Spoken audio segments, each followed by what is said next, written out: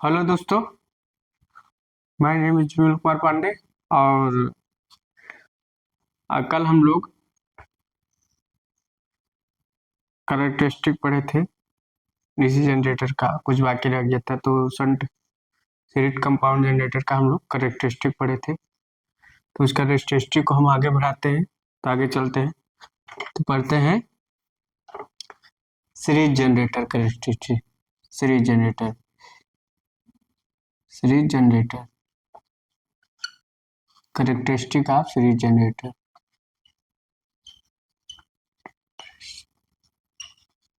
Ticks of series generator.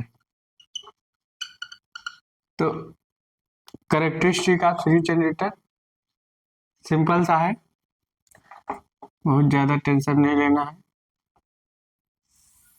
ठीक, यहाँ देखा जाए तो यहाँ से क्योंकि विजुअल मैग्नेटिज्म होता है, तो पहला जो हमारा जो विलक्षण हुआ वो इसको बोलते हैं क्या, यहाँ तक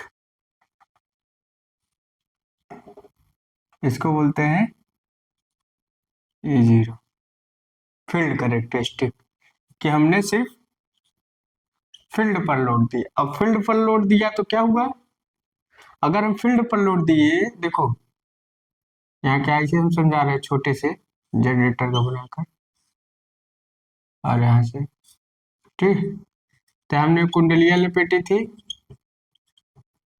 यहाँ से यहाँ डाट डाट दिए थे, यहाँ भी ऐसे था, तो यहाँ भी ऐसे था। तो अभी हमने क्या किया, सिर्फ फील्ड पर लोड दिया है, कि फील्ड पर लोड दिया है, जन आर्मेचर पर लोड नहीं दिया। तो हमारे फील्ड का इंड्यूस्ड ईएमएफ आएगा और फील्ड करंट आएगा, तो इसको बोलते हैं क्या, फील्ड कैरेक्टरिस्टिक। उसके बाद फिर हमारा क्या होगा, ये आएगा, क्या आएगा, ये। अब हमने आर्मेचर पर लोड दे दिया यहाँ, अब यहाँ से हमने करंट हटा दिया, यहाँ हमने क्या किया, करंट हटा दिया, करंट हटा। अब करंट हमारा यहाँ है, cross cross cross, dot dot dot dot, ठीक। अब हमने आर्मेचर पर लोड दे दी, अब यहाँ से लोड हटा दिया सिर्फ आर्मेचर पर, तो आर्मेचर का क्या है, इंड्यूस्ड ईएमएफ आया। तो ये जो ग्राफ खींच, उसके बाद फिर एक ग्राफ आया जो हमने टोटल किस पर लोड दिया, जनरेटर पर लोड दिया। किस पर लोड दिया, जनरेटर पर, ठीक। तो हमने टोटल लोड दिया जनरेटर पर।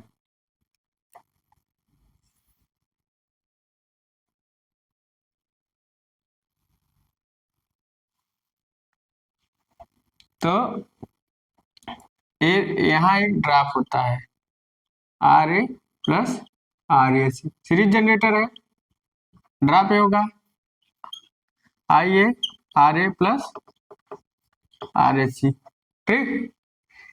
तो यहाँ V L oblique I L. अब हमने टोटल जनरेटर पर लोड दे दिया, एक फील्ड पर दिया, एक आर्मेचर पर, तो वी एल आई एल आ गया।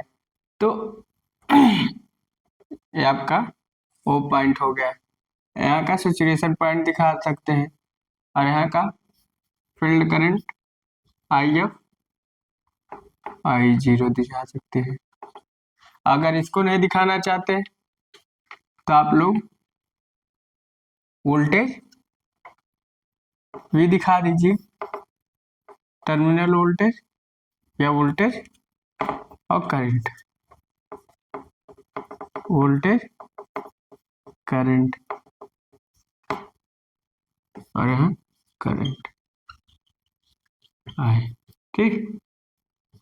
तो हमारा एक ग्राफ बन गया। अब यहाँ से हमारा, अब यहाँ से जो ग्राफ झुका है, यहाँ से मतलब इस पॉइंट रख दो ए बी एंड सी। अगर ओ ए से फिर ओ बी पर आया तो किसके कारण, due to voltage drop due to armature reaction, लिखेंगे voltage drop due to armature reaction, voltage drop due to armature reaction, due to armature reaction, reaction. तो यहाँ जो वोल्टेज ड्रॉप हुआ किसके कारण? आर्मेचर रिएक्शन के कारण। फिर यहाँ जो वोल्टेज ड्रॉप हुआ किसके कारण? तो ये ओ बी है। अब फिर ओसी क्या हो गया? ओसी यहाँ हो, यहाँ हो, यहाँ पॉइंट मान लीजिए, यहाँ एक्स है, तो यहाँ एक्स ही मान लो, तो एक्स भी और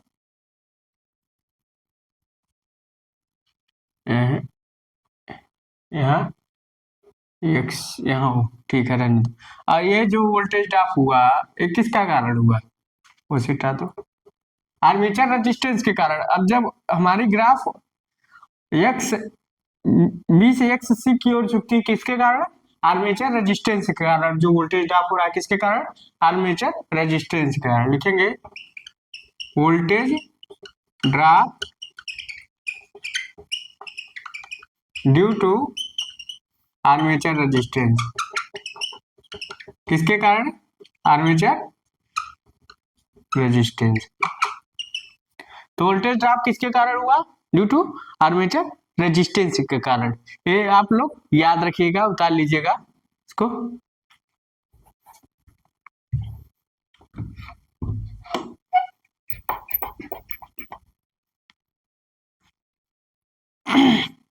voltage drop due to armature resistance के कारण। तो ग्राफ हो गया। अब पूछता है तो ये आपका इंटरनल, एक्सटर्नल और फील्ड कैरेक्टरिस्टिक, तो सेम वही है। तो एक्स से क्या है? फील्ड कैरेक्टरिस्टिक, फील्ड कैरेक्टरिस्टिक ठीक। तो किसके किसके बीच खींचा जाएगा? ई जीरो ये पूछ लेता है कभी कभी आई एफ के बीच में। एक्स भी ए आर्मेचर पर लोड दिए तो internal characteristic, internal characteristic sticks ठीक। और ये किसके किसके बीच खींचा जाएगा? ये आई ए के बीच। उसके बाद एक्सी, एक्सी किसके किसके बीच खींचा जाएगा? आपका एक्सटर्नल कैरेक्टरिस्टिक, जब पूरे जनरेटर पर लोड दे दी। यहां लिख सकते हैं आर्मेचर, आर्मेचर पर हमने लोड दे दिया, आर्मेचर लोडेड। और यहाँ external characteristic, external characteristic characteristics. और यहाँ वी एल और वाई एल के बीच हो गया। और एक किस पर लोड हो गया? टोटल जनरेटर पर, टोटल लोडेड जनरेटर, जनरेटर ठीक। इसको उतार लीजिएगा आप। तो ये आपका ग्राफ बन गया सीरीज जनरेटर का कैरेक्टरिस्टिक। आप सीरीज जनरेटर का कैसे कैरेक्टरिस्टिक, किसके किसके बीच क्या क्या है, सब लिखा दिया गया, सब बता दिया गया। कभी कभी पूछ लेता है ड्यू टू आर्मेचर रेजिस्टेंस कारण, due to armature due to armature reaction, due to armature resistance के कारण ठीक। ये आप लोग यहाँ ग्राफ याद रखिएगा। कहीं कहीं की फील्ड आता है। अभी ओ एक क्रिटिकल रेजिस्टेंस होता है, तो यहाँ ओ ए बी सी हो गया, ओ ए स्मॉल रखेंगे, ओ बी ओ सी ओ टी। तो ओ ए ओ बी सी ओ ए ओ बी ओ सी ओ डी का मतलब क्या होता है? क्रिटिकल रेजिस्टेंस होता है फील्ड का, क्रिटिकल रेजिस्टेंस ऑफ फील्ड का, जिसके कारण हमारा जो जनरेटर होता है एक्साइटेड होता है, एक्साइटेड होकर इंड्यूस्ड ईएमएफ जनरेट करता है। अगर ये जो रेखा हो, अगर ये रेखा इस जो ये रेखा है क्रिटिकल फील्ड रेजिस्टेंस, अगर इस ग्राफ को न छुए तो क्या हुआ, हमारा जनरेटर सेल्फ एक्साइटेड नहीं होगा और इंड्यूस्ड ईएमएफ जनरेट नहीं करेगा। ठीक, इसलिए इसको क्रिटिकल फील्ड रेजिस्टेंस कहते हैं, ओ ए ओ बी ओ सी को। तो आप लोग इसको उतार लीजिए होगा। तो क्या कहते हैं, हमारा जो ग्राफ, जो ए रेखा है, ओ ए ओ बी ओ सी ओ डी, अगर ये रेखा क्रिटिकल फील्ड रेजिस्टेंस की जो रेखा है, अगर इस ग्राफ को टच नहीं करेगी तो हमारा जनरेटर सेल्फ एक्साइटेड नहीं होगा और इंड्यूस्ड ईएमएफ जनरेट नहीं करेगा। इसलिए इस रेखा को खींचना मस्ट हो जाता है। ठीक, तो क्रिटिकल फील्ड रेजिस्टेंस का ग्राफ है। अब हम लोग इसी के बारे में समझेंगे कि क्रिटिकल फील्ड रेजिस्टेंस क्या होता है। ठीक, और क्या होता है कि हमारा जो self excited DC generator voltage buildup कैसे करता है, तो इसको आप लोग उतार लिए होंगे, उतार लीजिए।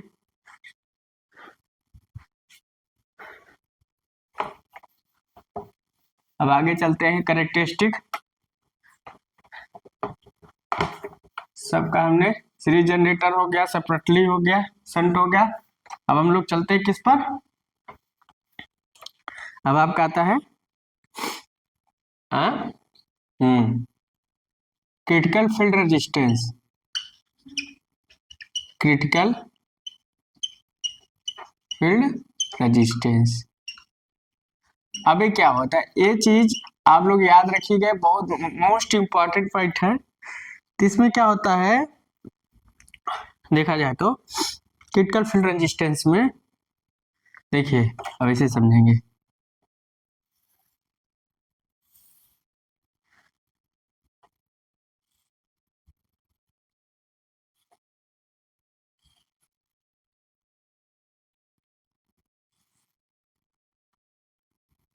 यहाँ रेखा काटा, क्या काटेगा, क्या काटेगा, सीधा चला जाएगा। ठीक, ये क्या काटा है, देखिए ये बनेगा, ये बनेगा। ठीक, ये ओ ए ओ बी ओ सी ओ डी और ये E0 और ये आई एफ फील्ड करंट के बीच होता है। और यहाँ आई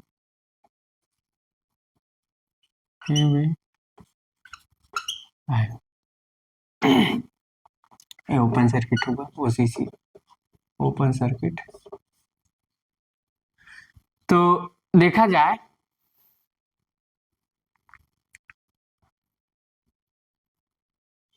कि जो हमारा ओए होता है, जिस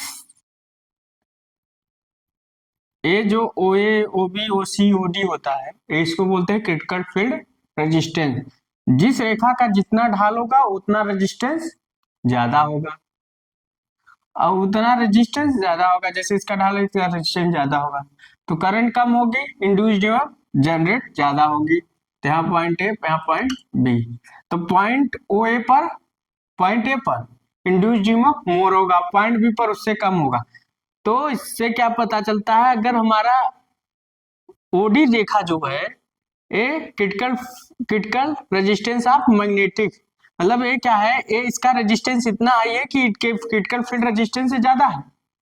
तो इससे क्या, हमारा जो जनरेटर होता है इंड्यूस्ड ईएमएफ जनरेट नहीं कर रहा। ये जो ओडी रेखा है ये क्रिटिकल फील्ड रेजिस्टेंस से ज्यादा है, तो जिससे क्या होता है, हमारा जो जनरेटर होता है हमारा इंड्यूस्ड ईएमएफ जनरेट नहीं कर रहा है। तो और ये क्या है कि क्रिटिकल फील्ड रेजिस्टेंस है, क्या है, क्रिटिकल फील्ड रेजिस्टेंस है, जिससे हमारा जनरेटर एक्साइटेड है और जनरेट कर रहा है। इसलिए इस रेखा का जो क्रिटिकल फील्ड रेजिस्टेंस रेखा का जनरेटर के ग्राफ से टच होना अनिवार्य है, क्योंकि हमारा इसके कारण, इस रेंज के कारण हमारा, अगर हमारा जो एक्सटर्नल जैसे फील्ड का रेजिस्टेंस होता है, अगर हमारे क्रिटिकल रेजिस्टेंस से ज्यादा होगा, मान लीजिए फील्ड का रेजिस्टेंस क्रिटिकल रेजिस्टेंस से ज्यादा है, तो क्या होगा, इंड्यूस्ड ईएमएफ जनरेट नहीं होगा। इसी कारण हमारा जो क्रिटिकल फील्ड रेजिस्टेंस होता है, जो फील्ड का रेजिस्टेंस उससे ज्यादा होना चाहिए। तो जिसके कारण हमारा जो जनरेटर होता है सेल्फ एक्साइटेड होता है। इसी के कारण हमारा जो जनरेटर होता है सेल्फ एक्साइटेड होता है, एक क्रिटिकल फील्ड रेजिस्टेंस होता है। ठीक, तो ये जो ए ओ ए, देखो इसको हम ऐसे लिख सकते हैं, R O A equal to E A upon I A, तो होगा आर एफ। अब इसको आर ओ बी, जैसे आर ओ ए, ठीक, तो उसके बाद R O B, R for critical field resistance, E B upon I B R F. इसको आर एफ क्या बोलेंगे, क्रिटिकल रेजिस्टेंस ऑफ फील्ड लिखा देंगे। और R O C, R C critical resistance of magnetic field. और R O D, इसको बोल देंगे आर डी, हाई रेजिस्टेंस। तो आर एफ को क्या बोलेंगे, क्रिटिकल रेजिस्टेंस ऑफ फील्ड, क्या बोलेंगे, क्रिटिकल रेजिस्टेंस ऑफ फील्ड। ये फील्ड का क्रिटिकल रेजिस्टेंस होता है जिसके कारण हमारा जनरेटर एक्साइटेड होता है। आरसी को क्या बोलेंगे हम लोग, critical resistance of magnetic field, critical resistance of magnetic field, magnetic field. ठीक, इसको आप लोग उतार लिए होंगे। तो इसके कारण क्या होता है, यहाँ का जिस रेखा का जितना ढाल होगा उसका उसका रेजिस्टेंस उतना होगा, तो करंट कम होगा, इंड्यूस ज्यादा जनरेट होगा। ठीक, और आरडी को हम लोग बोलते हैं हाई हाई रेजिस्टेंस, या high resistance greater than critical field resistance, higher resistance, higher resistance, और इसको बोलेंगे greater than critical field resistance, यहाँ लिख देते हैं greater than critical field resistance, critical field resistance. तो जो हाई रेजिस्टेंस होता है greater than critical field resistance होता है, जिसके कारण हमारा जो जनरेट इंड्यूस्ड ईएमएफ नहीं होता। ठीक, तो इसके बारे में हम लोग लिखाते हैं, ये आप लोग बना लिए होंगे। तो इस पॉइंट पर इंड्यूस्ड ईएमएफ मोर होगा, लिखेंगे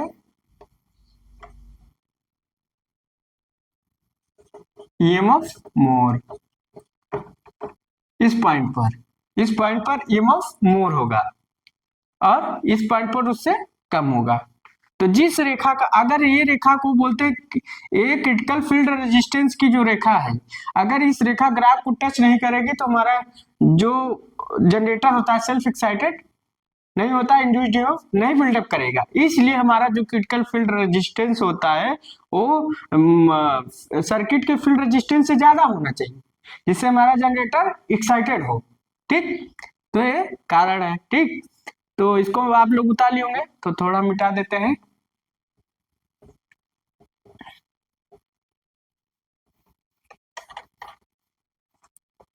अब देखिए, अब हम लोग तो क्या होता है, तो R O D is greater than R O C is greater than R O B is greater than R O ए।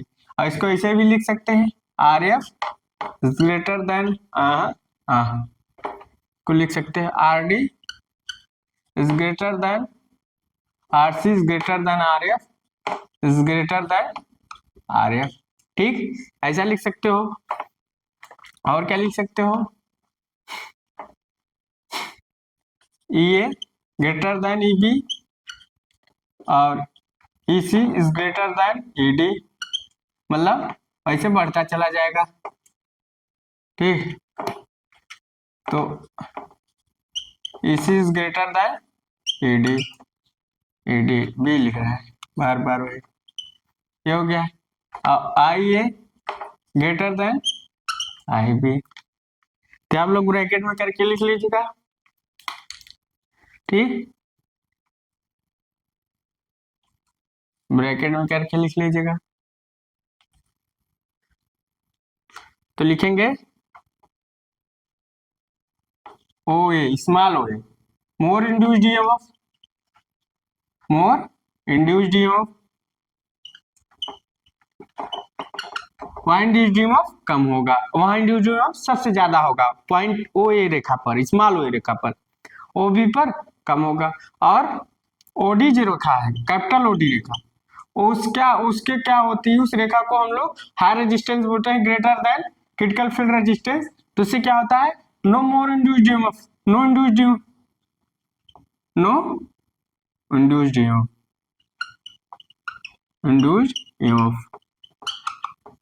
उस पर क्या no induced EMF in generator, मतलब जनरेटर में इंड्यूस्ड ईएमएफ नहीं होता, तो जनरेटर में क्या नहीं होता, इंड्यूस्ड ईएमएफ नहीं होता है। ठीक, इस आप लोग लिख लिए होंगे। तो आप लोग समझ गए होंगे कि क्रिटिकल फील्ड रेजिस्टेंस का होना मस्ट है, अगर नहीं मस्ट होगा तो हमारा क्या होगा, जनरेटर सेल्फ एक्साइटेड नहीं इंड्यूस्ड जनरेट नहीं करेगा। ठीक, इन सबको याद रखिएगा, पूछ लेता है, सबका हमने नाम लिख दिया था।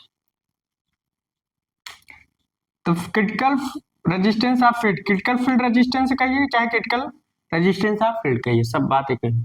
तो ए पॉइंट पर मोर इंड्यूस्ड ईएमएफ होगा, ओडी पॉइंट पर, ओडी जो रेखा है, ओडी रेखा है वो क्या होती है, no induced EMF in generator, क्योंकि वो जो लिख सकते हैं, क्या लिख सकते हैं, because because because critical critical field resistance field resistance less than resistance of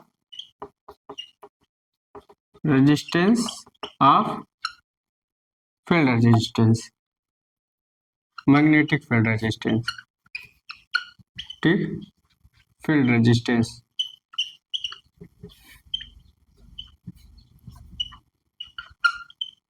ठीक, मैग्नेटिक फील्ड रेजिस्टेंस क्यों है, किस लिए है, तो मेन पॉइंट करके आप लोग नोट कर लीजिए, क्योंकि जो हमारा क्रिटिकल फील्ड रेजिस्टेंस होता है less than magnetic field resistance से कम होता है, इसलिए हमारा क्या है, जो जनरेटर में इंड्यूस्ड ईएमएफ जनरेट नहीं हो पा रहा, इसलिए क्रिटिकल फील्ड रेजिस्टेंस को आपका एक एक्सटर्नल फील्ड का रेजिस्टेंस होता है, critical field resistance external field का रेजिस्टेंस होता है। ठीक, इसको उतार लीजिएगा।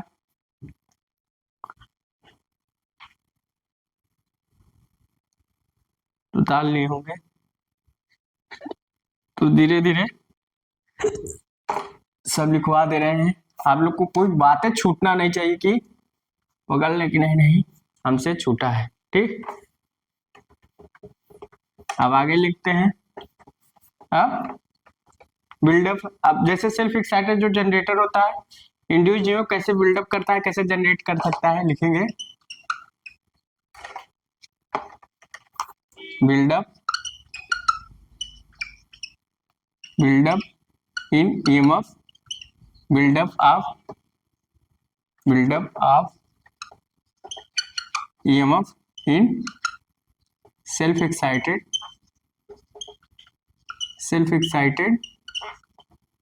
DC generator. तो build up of EMF in self excited DC generator. अब बात करें कि हमारे जो सेल्फ एक्साइटेड डीसी जनरेटर में इंड्यूस्ड ईएमएफ कैसे जनरेट होता है वो देखना है।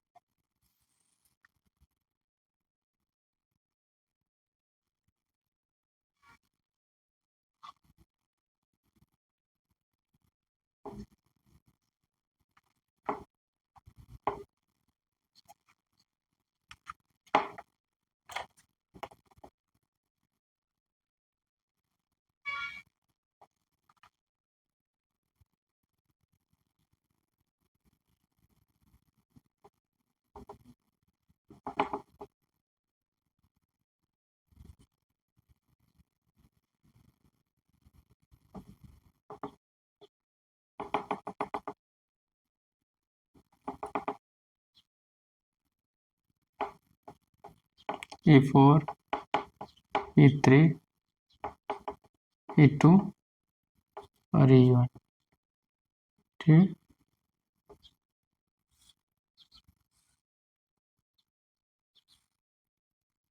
इसको RF लाइन कहते हैं, इसको CC लाइन कहते हैं।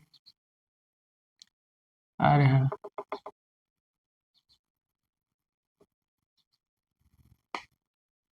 तो A1,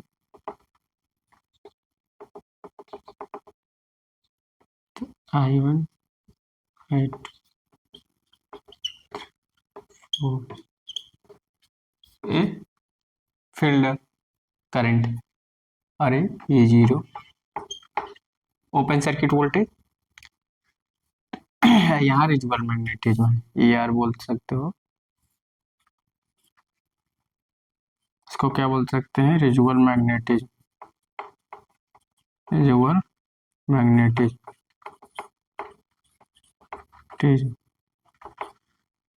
तो क्या होता है, जब हमारा सेल्फ एक्साइटेड जनरेटर होता है उसमें रिजर्वल मैग्नेटिज्म नाम की घटना के कारण उसमें क्या होता है, जब हमारा जनरेटर फ्लक्स जनरेट करता है फाइव, तो उसके कारण हमारा इंड्यूस्ड ईएमएफ जनरेट होता है E1, उसके कारण हमारा करंट आया होता है I1। उसके बाद फिर ऐसे फाइव टू जनरेट करता है, फिर E2 आता है, फिर I2 आता है, ऐसे ये जनरेट करता चला जाता है। कहां तक जनरेट करता है, सैचुरेशन पॉइंट। उसके बाद जब हमारा क्या होगा, इस पॉइंट पर, इस पॉइंट पर, इसे बोलते हैं सैचुरेशन पॉइंट, सैचुरेशन पॉइंट। तो कहां तक जनरेट करता चला जाएगा, जहां सैचुरेशन पॉइंट तक। उसके बाद हमारा आयरन कोर सैचुरेट हो जाता है, उसके बाद इंड्यूस्ड ईएमएफ जनरेट नहीं होता। तो हमारा एक क्रिया कब तक चल रही है, जब तक हमारा आयरन कोर सैचुरेट नहीं हो जाता। तो हमारा तो क्या होता है, फाइव वन जनरेट हुआ, फाइव वन से क्या आया, E1 आया, I1 से क्या आया, I1 आया। ऐसे फिर फाइव टू जनरेट हुआ, फिर E2 आया, फिर I2 आया। ऐसे फाइव थ्री जनरेट हुआ, ऐसे E3 आया और I3 आया। तो ऐसे चलता रहता है। और उसके बाद E4 आया, ऐसे फाइव फोर और E4 और I4। तो इससे क्या कब तक चलती रहती है, सेचुरेशन पॉइंट तक। जब तक हमारा इनको सेचुरेट नहीं हो जाता तब तक हमारा एक क्रिया चलती रहती है। तो सेल्फ एक्साइटेड जनरेटर में हमारा इंड्यूस्ड बिल्डअप कैसे हो रहा है, कैसे जनरेट हो रहा है, वो हम दिखा रहे हैं। क्योंकि इसका स्वयं का मैग्नेटिज्म होता है, स्वयं का रिजल्ट होता है, तो स्वयं का फ्लक्स प्रोड्यूस करता है, स्वयं का फ्लक्स होता है, तो स्वयं के फ्लक्स के कारण E1 आता है, E1 के कारण I1 आता है, I1 के कारण फिर फाइव टू आता है, फिर E2 आता है, फिर I2 आता है। ऐसे प्रोसेस चलता है। कब तक चलती है, जब यस पॉइंट तक हमारा आयरन को सैचुरेट नहीं हो जाता। लिख देंगे यस पॉइंट पर, yes point, yes point, yes iron core saturated, iron core saturated, saturated. तो इस पॉइंट तक आयरन कोर सैचुरेट हो जाता है। तो उसके बाद क्या होता है, हमारा इंड्यूस्ड ईएमएफ जनरेट नहीं होता। लिखेंगे no induced EMF generate, no induced EMF generate. मतलब अब आगे इंड्यूस्ड ईएमएफ नहीं जनरेट, क्योंकि हमारा आयरन कोर सैचुरेट हो गया। जब सैचुरेट हो गया इस पॉइंट पर, यहाँ एम पॉइंट बना लो, तो हमारा आयरन कोर जनरेट नहीं होता। तो यहाँ डाल लीजिए आप लोग।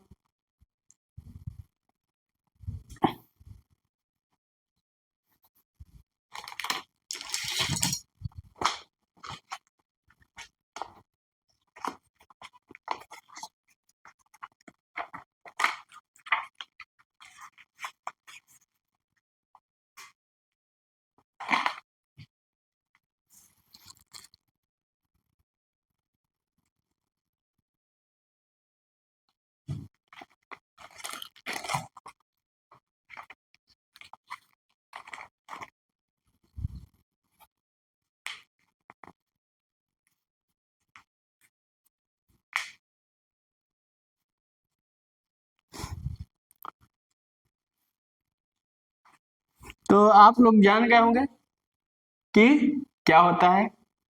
सब अच्छे से आप लोग पढ़ लीजिएगा, अच्छे से ग्राफ बना लीजिएगा। आप लोग को टाइम दिया जाता है।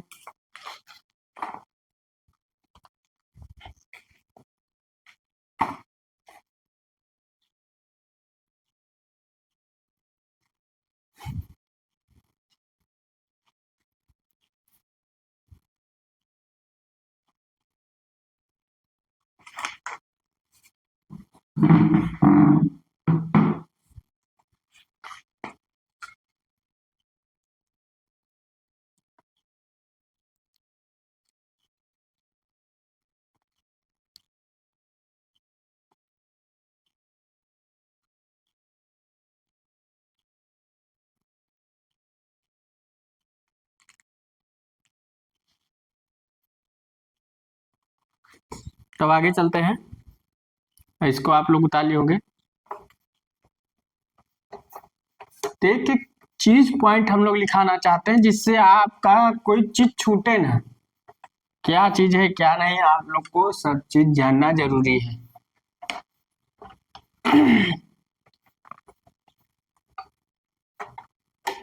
उसके बाद देखा जाए, आप बीएच करो, एक कंसेप्ट ऑफ मैग्नेटिक कर्व लिख सकते हैं।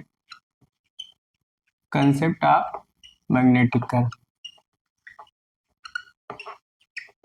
ठीक, कर्व और ग्राफ ऐसे बोल सकते हो। अब देखो हम ग्राफ से सीधा चलते हैं। एक बीएच कर्व खींचते, बीएच कर्व पहले पता है को दिखाना चाहते हैं।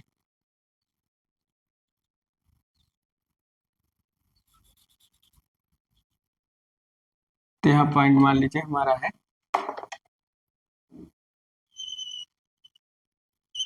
यहाँ पॉइंट, यहाँ, ठीक। तो यहाँ पॉइंट से मैग्नेटाइज, यहाँ पॉइंट से डीमैग्नेटाइज, आइए बी और एच। तो इस पॉइंट पर हमारा, एस पॉइंट पर क्या होगा, एच मैक्स हो जाएगा, इस पॉइंट पर बी मैक्स हो जाएगा, ठीक। ये हमारा रिजिबल मैग्नेटिज्म होगा, क्या होगा, बी आर, ठीक। अब बताते हैं आपको सब पॉइंट।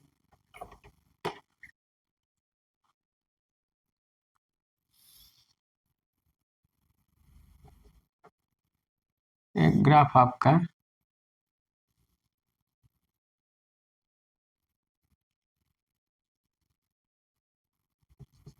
तो ये बीएच कर्व है, अरे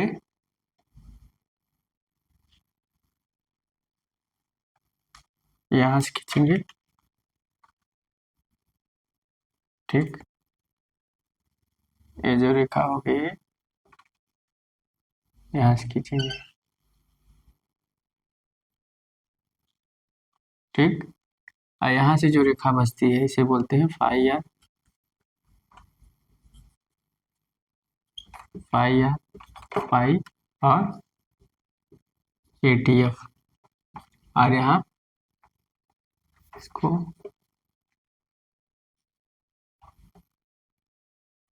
यहाँ मैक्सिमम, या मैक्सिमम फाई एम, और यहाँ एटीएम मैक्सिमम एम्पियर टर्न, ठीक। इफ इसको बोलते हैं मैग्नेटाइजेशन कर्व, टाइजेशन कर्व, कर्व। इसको क्या बोलते हैं, बीएच कर्व, बीएच कर्व। तो क्या होता है इसमें, जब हम कोर को हम मैग्नेटाइज करते जाते हैं तो हमारा कोर मैग्नेटाइज हो जाता है, मतलब बी बढ़ा है, बढ़ा। उसके बाद इस पॉइंट के बाद हमारा कोर सैचुरेट हो जाता है, आयरन कोर सैचुरेट हो जाता है, तो मैग्नेटाइज नहीं होता। उसके बाद हम फिर डिमैग्नेटाइज करते हैं तो हमारा यहाँ क्या होता है, इस पॉइंट पर यह शून्य हो जाता है, मगर बी शून्य नहीं होता। तो बी शून्य नहीं होता, इतना रिजुअल मैग्नेटिज्म होता है, जिसके कारण क्या होता है, हमारा जनरेटर सेल्फ एक्साइटेड होता है, और क्या होता है, हमारा इतना मैग्नेटिज्म बचा रह जाता है।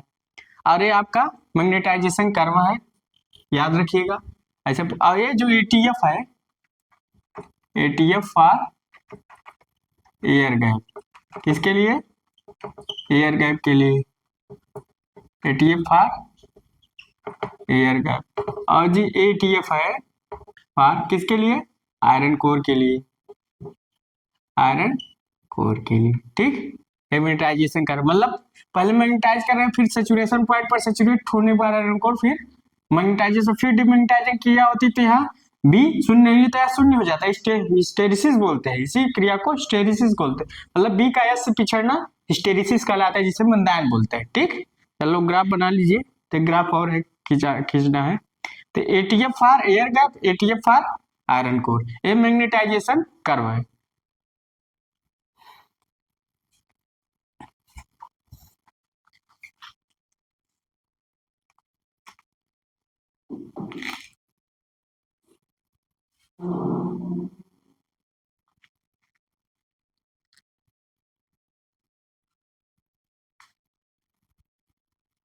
और यहाँ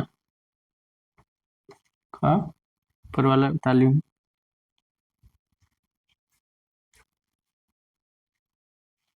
बीएच कर्व ताली होंगे। तो इसके बाद एक खींच देते हैं, एक कर्व और खींचा जाएगा,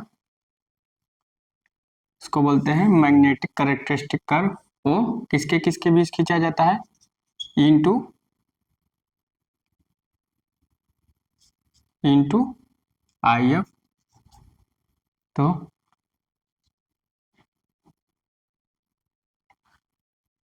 यहाँ मान लीजिए पॉइंट, जैसे यहाँ सैचुरेशन पॉइंट कहीं बना लीजिए। ठीक, और यहाँ पॉइंट, और यहाँ फाइव ई एम, और यहाँ आई एम एक्स। ठीक, ये विजुअल मैग्नेटिज्म होता है, या इसे बोलते हैं मैग्नेटिक कैरेक्टरिस्टिक कर्व।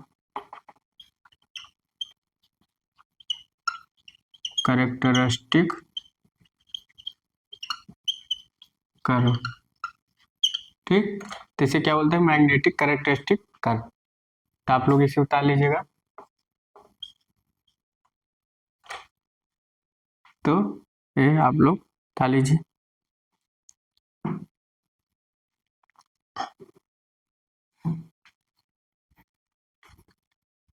तो ये आपके एग्जामों में आ सकता है, मैग्नेटाइजिंग कर्व किसके किसके बीच खींचा जाता है, फाई और एटीएफ के बीच।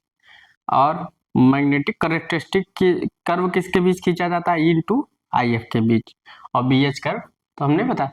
तो जो हमारा बीएच कर्व है बहुत इंपॉर्टेंट रोल करता है, मतलब एग्जामों में बहुत इंपॉर्टेंट रोल करता है। आपके एग्जामों में कि इंपॉर्टेंट रोल करता है कि बीएच कर्व क्या है, रिजुअल मैग्नेटिक क्या है, क्रिटिकल फील्ड रेजिस्टेंस, इससे बहुत क्वेश्चन उठते हैं। तो आप लोग अगर नहीं पढ़े रहते तो आप लोग के लिए कंफ्यूजन बन जाता है, आप लोग गलत टिक मार के चले आते। तो आपको गलत टिक नहीं मार के आना है।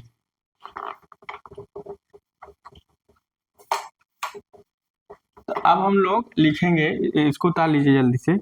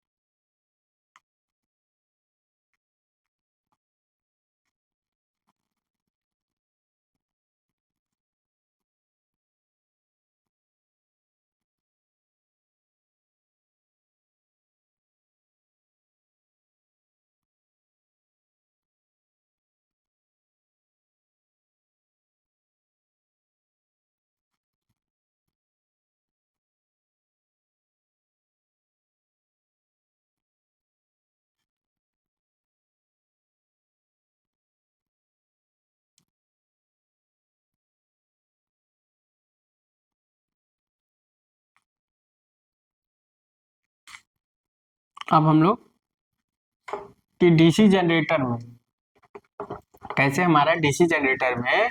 कैसे हमारा वोल्टेज बिल्डअप नहीं होता और कैसे बिल्डअप होता है, मतलब कैसे हमारा डीसी जनरेटर में इंड्यूस्ड ईएमएफ नहीं बनता। ठीक, लिखेंगे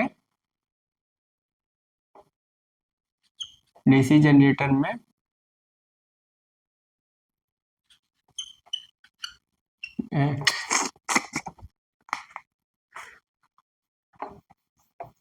लिखेंगे कंसेप्ट ऑफ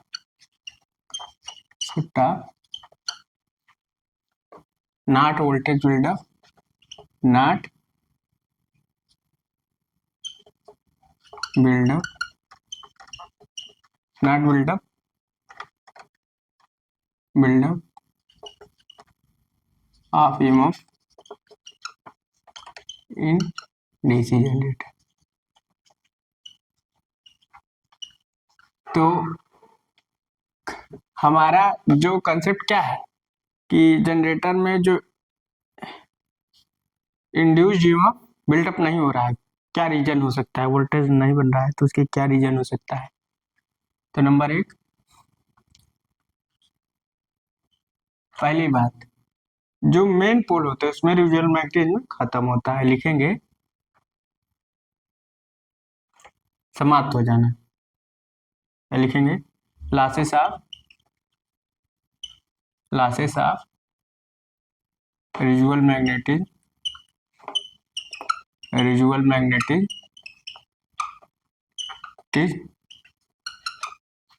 या इंड ऑफ रिजुअल मैग्नेटिज्म। ठीक है, लॉसेज मतलब हो जाएगा इंड ऑफ, लिखेंगे end of residual magnetism in magnetic field pole, main magnetic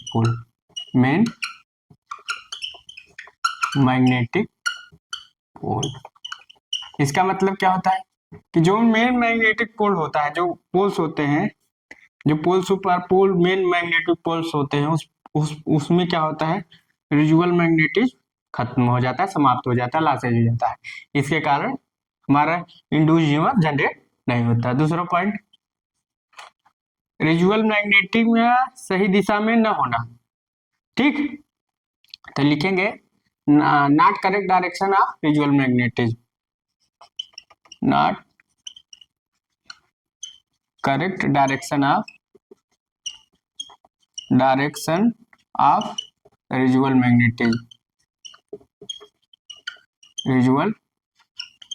magnetism.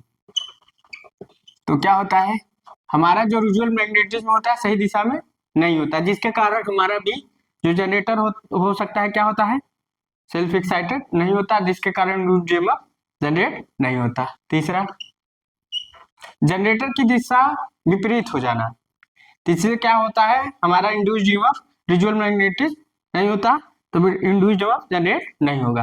तो लिखेंगे रिवर्स डायरेक्शन ऑफ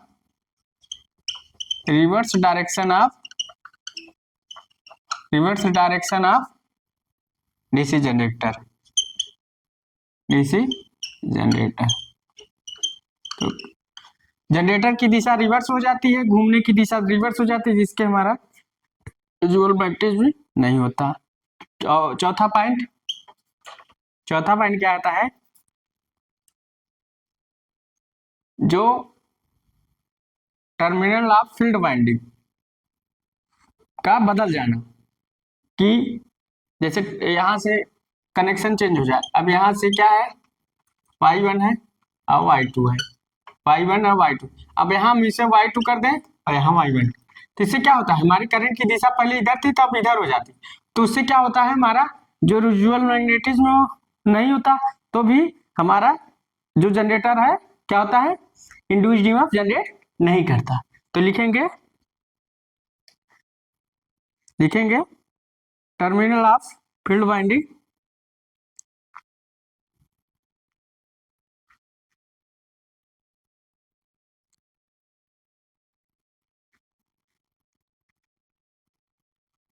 तो लिखेंगे terminal of terminal of magnetic field winding, magnetic field winding, terminal of magnetic field winding change, terminal of magnetic field winding change या कुंडलन में धारा की दिशा विपरीत होना, एंड और reverse currents, reverse current flow, reverse current flow, reverse current flow, reverse current flow of magnetic field winding, magnetic field winding, field winding. और क्या हो सकता है? जो क्रिटिकल फील्ड रेजिस्टेंस होता है वो क्या होता है? क्रिटिकल फील्ड रेजिस्टेंस होता है हमारा less than external load circuit से, रेजिस्टेंस ऑफ मैग्नेटिक सर्किट से कम होता है। तो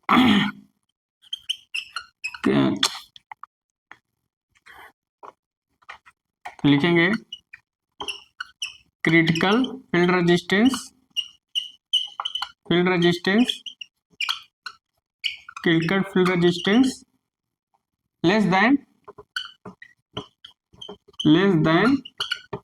resistance of magnetic circuit, resistance of magnetic circuit. ठीक, तो जो हमारा क्रिटिकल फील्ड रेजिस्टेंस होता है लेस देन किससे होता है? रेजिस्टेंस ऑफ मैग्नेटिक सर्किट से होता है, जिसके कारण हमारे जो पॉइंट होते हैं, ये हमारा जनरेटर इंड्यूस्ड ईएमएफ जनरेट नहीं करता। इसके कारण end of residual magnetism, main magnetic poles, जो मेन मैग्नेटिक पोल्स में है रिजुअल मैग्नेटिज्म समाप्त हो जाता है। Not correct direction of residual magnetism, मतलब रिजुअल मैग्नेटिज्म की जो दिशा होती है वो सही नहीं होती, जिसके कारण हमारा induced EMF generate. Reverse direction of DC generator, मतलब डीसी जनरेटर की डायरेक्शन रिवर्स हो जाना, उसके कारण भी नहीं होता। Terminal of magnetic field winding change, अगर हम मैग्नेटिक फील्ड वाइंडिंग की दिशा चेंज कर दे, बदल दे परस्पर टर्मिनल की दिशा, तो उससे क्या होता है? टर्मिनल अगर हम चेंज कर दे तो उससे क्या होता है? कुंडलन करंट की दिशा रिवर्स हो जाती है, जिसके कारण हमारा रिजुअल मैग्नेटिक नष्ट हो सकता है, जिसके कारण हमारा इंड्यूस्ड ईएमएफ जनरेट नहीं होगा। उसके बाद critical field resistance less than the resistance of magnetic field, जो क्रिटिकल फील्ड रेजिस्टेंस होता है वो less than resistance of magnetic field से कम होता है, जिसके कारण हमारा इंड्यूस्ड ईएमएफ जनरेट नहीं होता। बता लीजिए।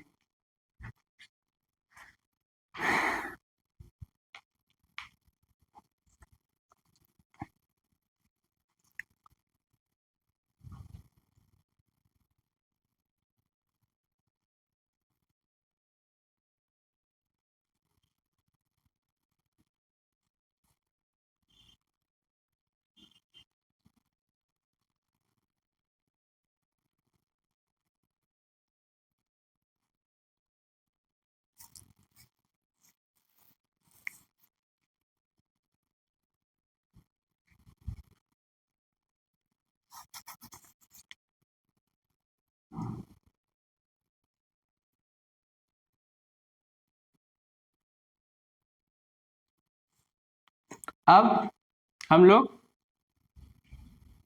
आप लोग उतार लिए होंगे, तो अब हम लोग पूछ कर लिया करिए आप लोग वीडियो, और उसके बाद लिखा करिए। अब आगे चलते हैं। जैसे सीरीज जनरेटर में क्या हो सकता है? मान लीजिए सीरीज जनरेटर में पूछ लिया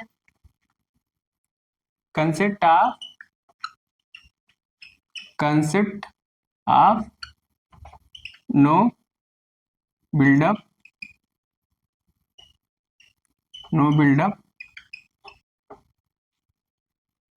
buildup of EMF in DC series generator, तो क्या रीजन हो सकता है? पूछ लेता है कभी कभी भाई, एग्जामिनरों का क्या मन है, क्या पूछ सकते हैं, मगर बहुत ज्यादा टफ नहीं पूछ सकते। तो क्या हो सकता है, क्षेत्र परिपथ का खुला होना। इसके जो फील्ड वाइंडिंग होगी तो उससे क्या होगा, खुला अगर रखेंगे, वाइंडिंग क्लोज रखेंगे तो क्या होगा, हमारा इंड्यूस्ड ईएमएफ जनरेट नहीं होगा। लिखेंगे क्षेत्र परिपथ का खुला होना, खुला होना। दूसरा, जो एक्सटर्नल लोड लगा होता है उसका रेजिस्टेंस मोर होना चाहिए। तो resistance more of external load circuit, resistance tense resistance more of external load circuit, external load circuit, load circuit. क्षेत्र परिपथ अगर खुला है तो भी नहीं इंड्यूस्ड ईएमएफ जनरेट हो रहा है, और एक्सटर्नल लोड सर्किट का रेजिस्टेंस भी ज्यादा है तो भी नहीं इंड्यूस्ड ईएमएफ जनरेट हो रहा है। तीसरा, ब्रश हमारा जो कम्यूटेटर से अगर संपर्क हो रहा है तो उससे भी हमारा इंड्यूस्ड ईएमएफ जनरेट नहीं होता है। लिखेंगे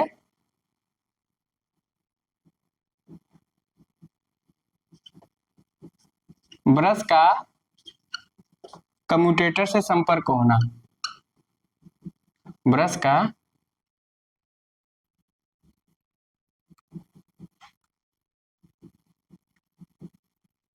brush content of commutator, brush का कम्यूटेटर से क्या होना, संपर्क होना। क्या होगा, संपर्क होना, संपर्क होना। तो इससे भी नहीं होगा। चौथा, जो कम्यूटेटर का जो सतह होता है वो गंदा नहीं होना चाहिए और बहुत ज्यादा चिकना नहीं होना चाहिए। ठीक, लिखेंगे surface on commutator, surface on commutator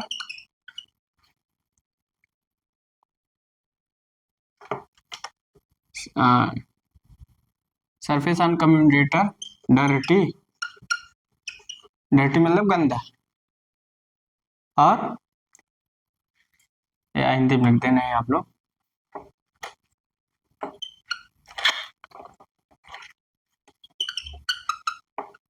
commutator की सतह, कम्यूटेटर की सतह का गंदा होना, गंदा होना तथा अति चिकना होना, तथा अति चिकना होना। तो इससे भी हमारा क्या होता है, जनरेटर, सीरीज जनरेटर मतलब सेल्फ एक्साइटेड नहीं होना। तो पहला पॉइंट हम लोग क्या लिखे, क्षेत्र परिपथ का खुला नहीं होना चाहिए जिसके कारण हमारा इंड्यूस्ड जनरेट नहीं होता, और जो एक्सटर्नल लोड सर्किट का रेजिस्टेंस भी मोर नहीं होना चाहिए, इसके कारण भी हमारा जनरेटर। अब ब्रश और कम्यूटेटर संपर्क में नहीं होने चाहिए, अगर संपर्क में है तो भी हमारा सीरीज जनरेटर इंड्यूस्ड जनरेट नहीं करेगा।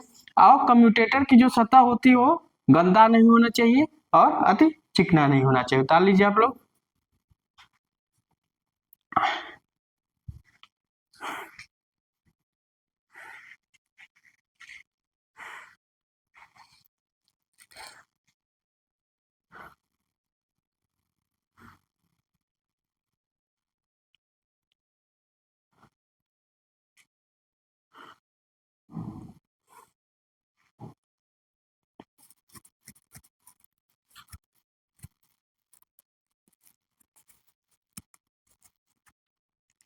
अब इतना आप लोग क्या करिएगा, वीडियो पुश करिएगा और लिखिएगा।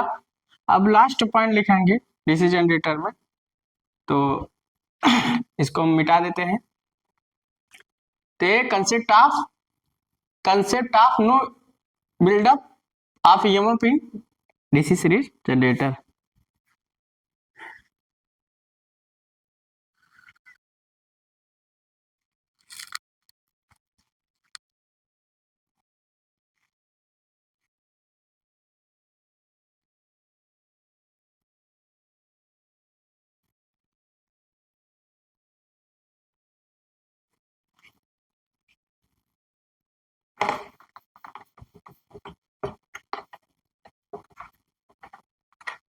अब लिखेंगे required condition of self excited generator.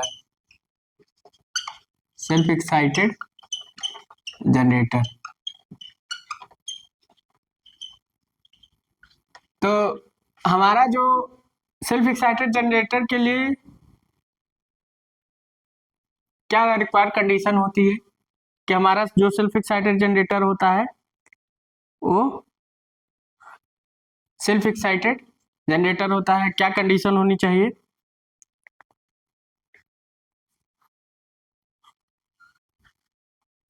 तो अब हम लोग पॉइंट टू पॉइंट लिखाते हैं। अब उसके पहले हम लोग तो क्या कंडीशन होनी चाहिए आपको अब पता हो गया लगभग कि रिजुअल मैग्नेटिज्म होना चाहिए। तो लिखेंगे present of residual magnetism.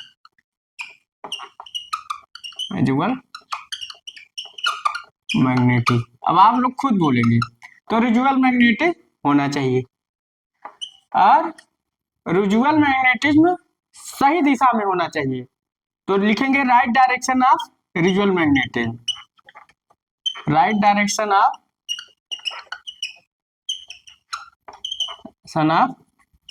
रिजुअल magnetism. ठीक, तो हमारा जो रिजुअल मैग्नेटिज्म सही दिशा में होना चाहिए। तीसरा क्या होना चाहिए? बोलिए। जो हमारा क्रिटिकल फील्ड रेजिस्टेंस होता है वो फील्ड वाइंडिंग के रेजिस्टेंस से ज्यादा होना चाहिए, रेजिस्टेंस ऑफ फील्ड सर्किट। तो क्रिटिकल फील्ड रेजिस्टेंस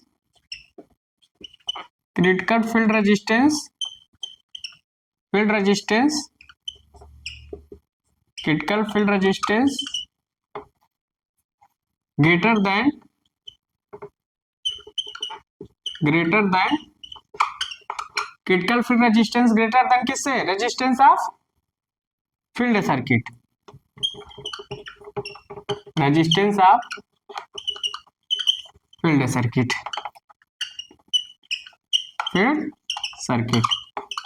मतलब जो फील्ड सर्किट है जैसे सीरीज शंट है इसका जो रेजिस्टेंस होता है क्रिटिकल फील्ड रेजिस्टेंस से कम होना चाहिए। चौथा, जो एक्सटर्नल लोड सर्किट होता है उसका रेजिस्टेंस क्या होना चाहिए? मोर होना चाहिए क्रिटिकल फील्ड रेजिस्टेंस से। लिखेंगे critical field resistance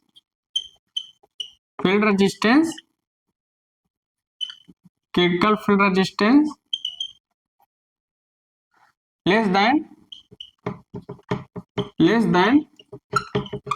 critical field resistance less than resistance of external load circuit, resistance of external load circuit, external load circuit। तो ये आपका पूरा हो गया कि जो हमारा जनरेटर होता है वो सेल्फ एक्साइटेड हुआ तो हुआ कैसे, क्या रिक्वायर्ड कंडीशन है जिससे हमारा जो जनरेटर है सेल्फ एक्साइटेड होना चाहिए, होना चाहिए। क्या कंडीशन है?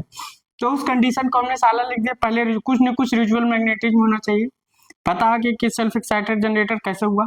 रिजुअल मैग्नेटिज्म होना चाहिए, रिजुअल मैग्नेटिज्म सही दिशा में होना चाहिए। और तीसरी बात, जो हमारा क्रिटिकल फील्ड रेजिस्टेंस होता है तो हमारा जो फील्ड का रेजिस्टेंस होता है उससे अधिक होना चाहिए।